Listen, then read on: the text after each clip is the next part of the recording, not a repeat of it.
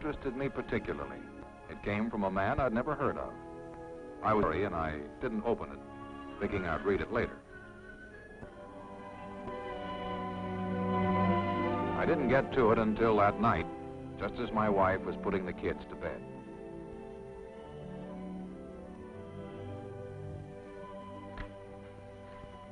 Good night, Bill. Sleep tight. Good night, Laura. Be a good girl.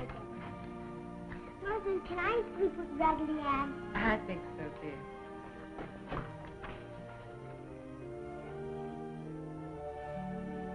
Well, the letter surprised me.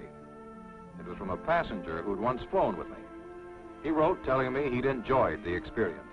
Wondered if I'd write him telling him how a big airline operated. I'm not a good correspondent, but anyhow, I decided to answer him. First, I told him I was the right. I'm just one of a team, sir, I wrote. People, each one of them contributing to every flight. I remember your flight, and I'd like to tell you make a big commercial airline work. Maybe that'll help explain what I mean. I'll take my line across the United States all the way to Bombay, India. First over weather flying. Pioneers, that'll give you an idea. Your flight from Los Angeles, California to New York showed airline teamwork and coordination. You telephoned for your ticket from your home in Los Angeles. Our office received your order, made sure that the flight you wanted was open, and sold you a ticket. Your order went to the message center and immediately was teletyped to our reservations service in Kansas City, where my crew would take over for the rest of the trip to New York.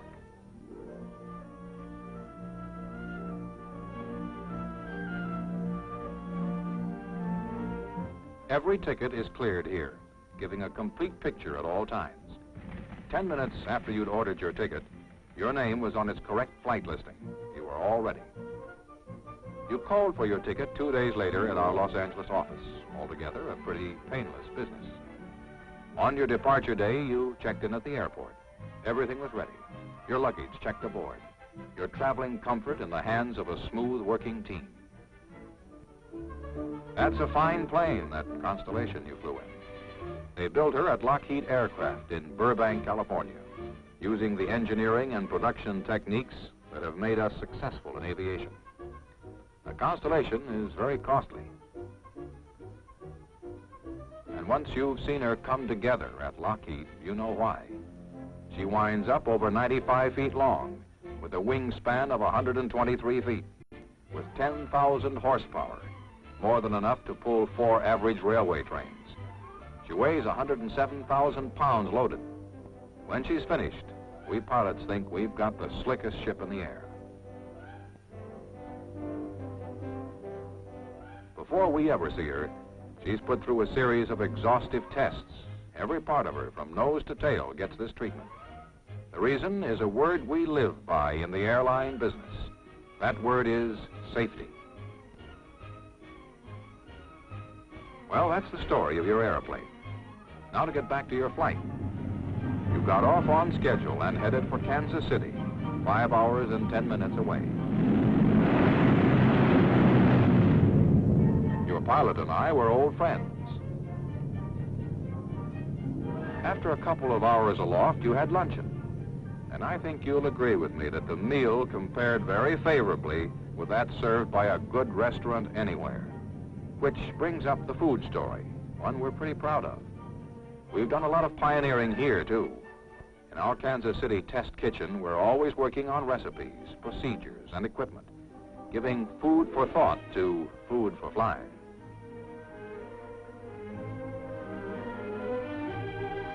Although we have 6 food units around the country from which plane service is delivered, our production kitchen in Kansas City cooks all the meats, potatoes, and desserts for the line. 75% of the food used in our coast-to-coast feeding is prepared here. 5 tons of food a week, 2.5 million meals a year. These pre-cooked meals are kept in perfect condition in huge refrigerators until they are ready for distribution by air to the line's 6 outlying food units.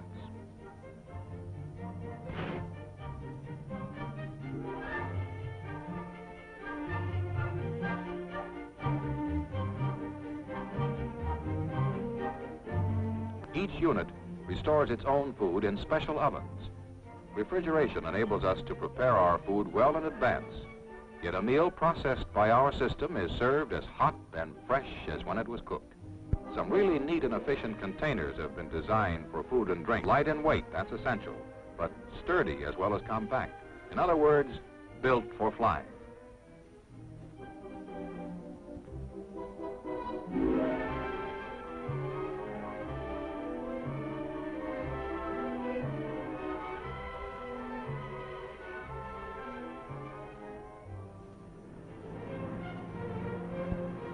When a plane lands, one of the first things we do is to remove the used service and put in the fresh service, whether it be another meal, a snack, or simply a beverage.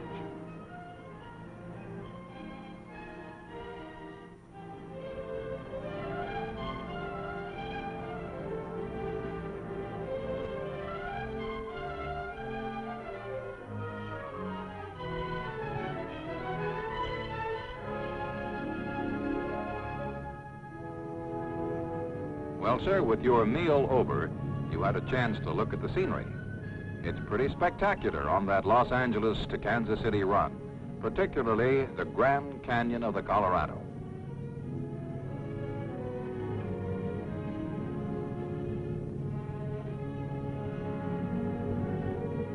You know, this letter worries me a little. Are you getting enough behind-the-scenes stuff? I'll try to put down some inside information. Now, let's see. Did you know it takes the company several years to train a captain or co-pilot? A year or more for other crew members? And that brings up another story, the training story. In Kansas City, we run a regular school for captains, first officers, and flight engineers. We not only teach new personnel how to fly for us, but keep our old employees abreast of new developments that are always popping up in aviation. One of the things that makes our business kind of fascinating.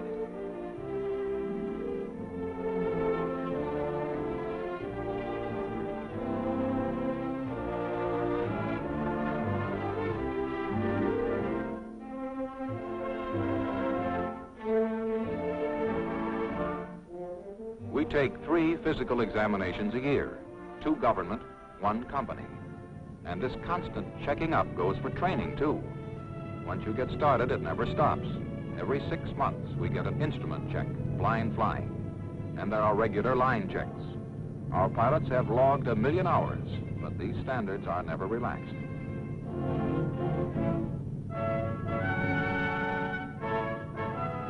Now for our crew, the crew that picks you up at Kansas City, all fresh and rested, ready for the trip to New York. I'm captain. 18,000 hours flying with the line. Been flying since 1933. There's my co-pilot. The flight engineer, and our hostesses, 2 good girls. So much for us.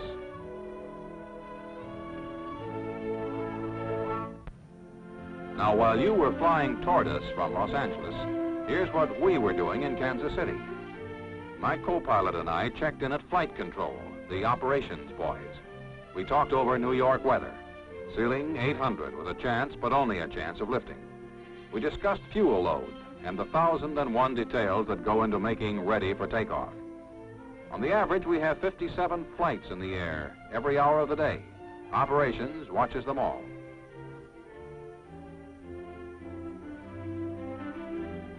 Next, meteorology, weather forecasting. Our company was the first to employ staff meteorologists, and we listen to what they say every time we fly. The chief gave us the weather forecast, which he gets from the government, our own forecasters, and our planes aloft. Weather was uncertain at low altitudes, so we decided on 19,000 feet for a smooth ride over the clouds.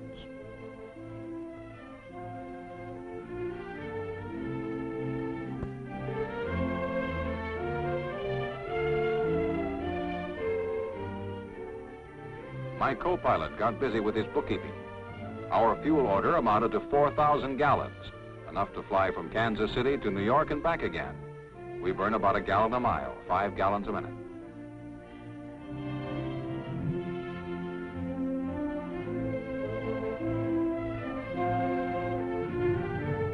I watched your flight come in from Los Angeles. It was right on time, too.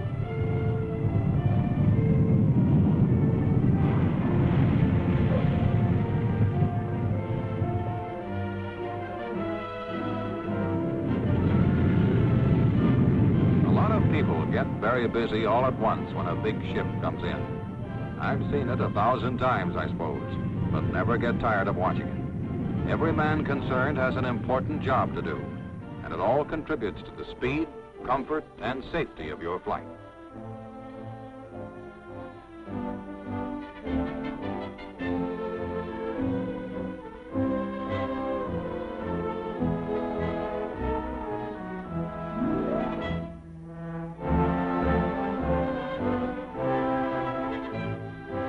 Meanwhile, our flight engineer checked over the airplane. This is standard procedure. First, because he's trained to do the job. Second, because it's good practice to have it done by a man who's going to ride the airplane. These fellows are like doctors. They know where to look. And this checkup takes place every time one of our planes gets ready for departure.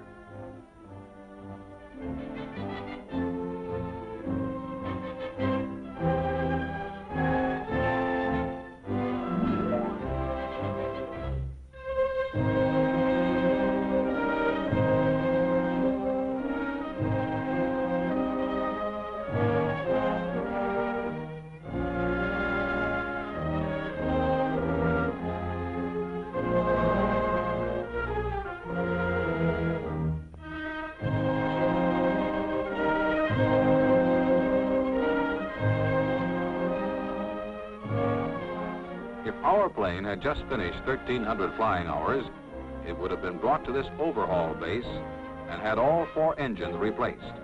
Every 10,000 hours, we just about take the whole ship apart and rebuild her. I wish you and all the other people who fly regularly could see this operation, because it typifies the kind of attention a scheduled airline like ours gives its airplanes. First thing we do to a plane when she comes in is to remove her engines and tear them down piece by piece.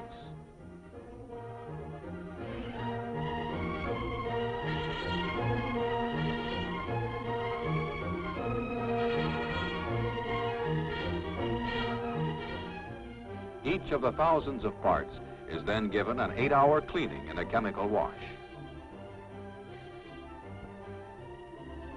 Next, each part is put through a magnetic analysis to find any hidden faults in the metal. Then hand inspected against rigid tolerances. Some of the parts are okay, good as new. Others may require reconditioning in our shops, and still others may be replaced.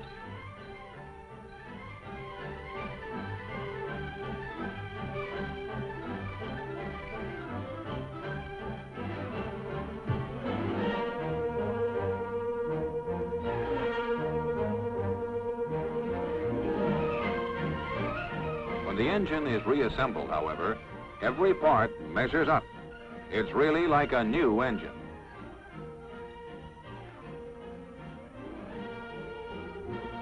After a thorough check by a trained inspector, the newly assembled engine is run for 6 hours on a test stand.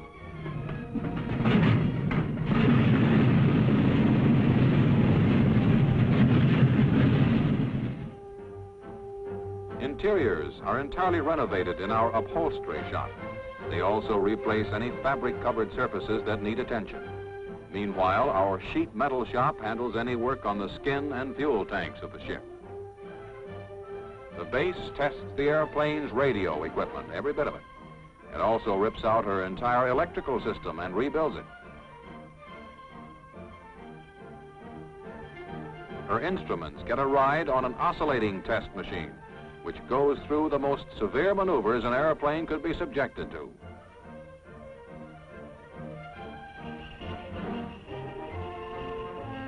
We repolish and inspect the propellers, too.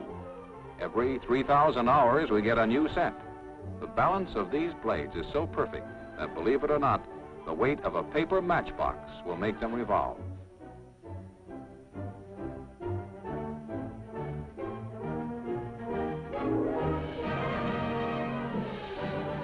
Continuing maintenance means that a job like this, an operation which takes 4,500 man-hours, can be done in 6 days.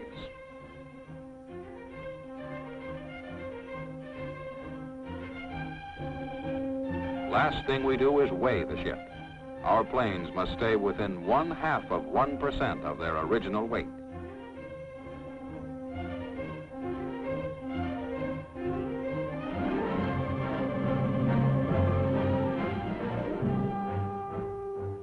Well, it's nice to know that you've got that kind of a plane under you.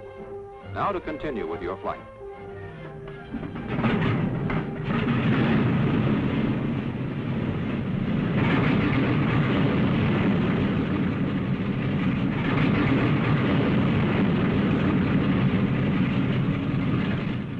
Kansas City Ground Control, TWA Flight 2. Request taxi clearance, IFR, New York. TWA Flight 2, runway 17, wind south, variable 5 to 10, north on taxi strip.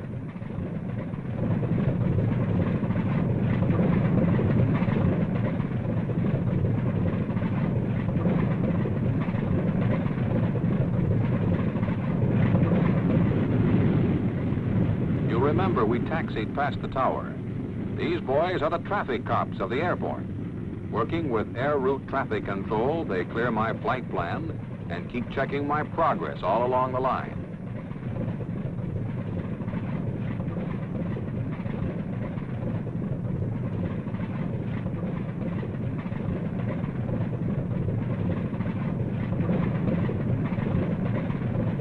We moved down to the warm-up block.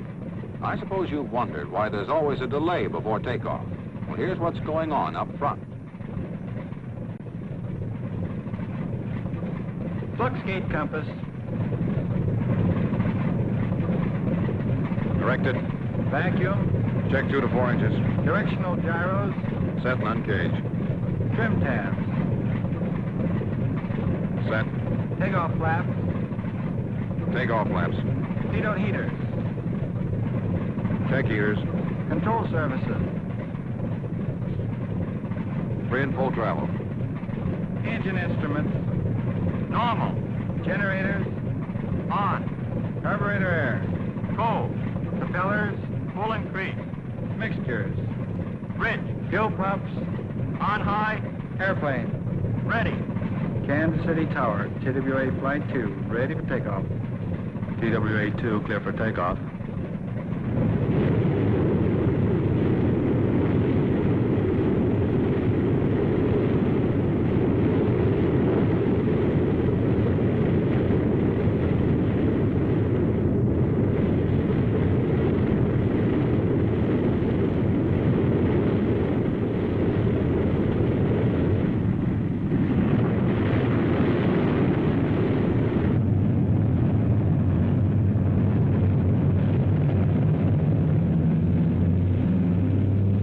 Up gear. Up gear.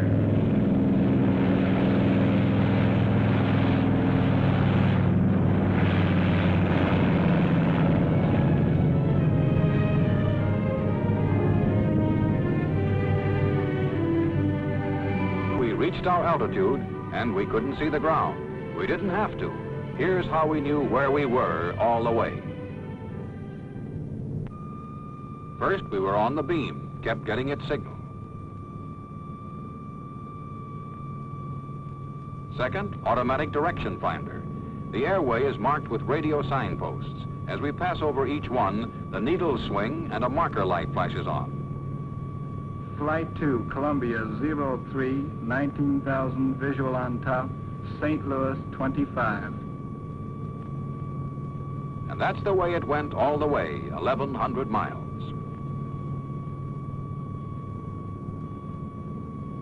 Flight 2, St. Louis 25, Indianapolis 10.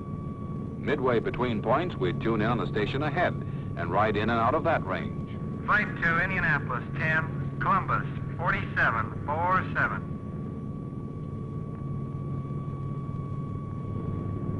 Flight 2, Columbus 46, Pittsburgh 1717. Flight 2, Pittsburgh 18, Allentown 1111. Flight 2, Allentown 11, LaGuardia 3535. As we neared our destination, we picked up another navigational aid. This was ILS, Instrument Landing System. It gave us direction and glide, while radio markers told us our distance from the airport. Then, by keeping the cross pointers at right angles, ILS brought us straight and true directly toward the field. We fastened our seat belts, got ready to land.